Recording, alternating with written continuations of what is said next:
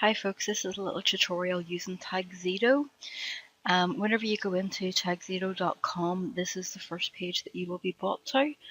And in order for you to create a word cloud yourselves, you need to go to Create. This will bring you into the application. And initially you will see the default graphic, which is Mother Earth. And you'll see that the words are already put in there for you.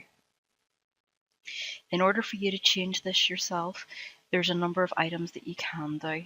You can change the colors, you can change the theme, the font, the orientation, the layout, or everything. Again, you can lock some of these items if you're happy with them. What I'm going to do at the moment, I'm going to click on Shape, hit the little arrow, and I'm going to go for an apple. So now I've got my apple shape, and I want to get rid of the shapes, so let's click on that again. And I want to actually load in my own text rather than the text that the Tagxedo was giving me. So whenever I go to load, in the load menu, we can browse for a file, we can browse for a web page, or we can enter our own text. So I'm just going to start putting in names of apples. The more often a word appears whenever you're typing in, the bigger that it will be in your word cloud. Okay, so I'm just going to type some of these in again.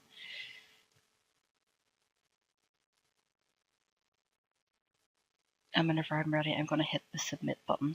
Now, do be careful here to click the submit button that is relevant to the area that you're typing into. And you'll see here that my apple, and you'll see the little status bar at the bottom updating, and you should see the text update as well. So I'm just going to close that down. So I'm just going to change the theme here by clicking on the arrow. And I'm looking for something more apple-y coloured, or that could be considered apple-y or apple coloured.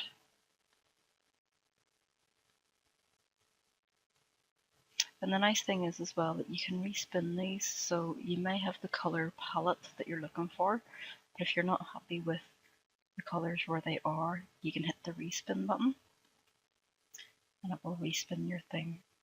I think that's quite Apple-like there. Now, in order for me to save this or share this, I have different options. So I'm going to click on Save and Share. And you'll see here we can save it as an image. And if we save it as an image, that's us downloading it to our device.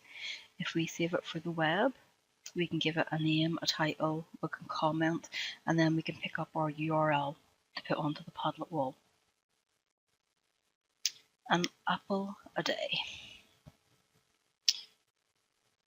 Okay, and I'm going to repeat that for the untitled. And I'm not going to make any comments. I don't want to hide it from the gallery. I'm going to leave it public. And whenever I hit submit, my URL will come up.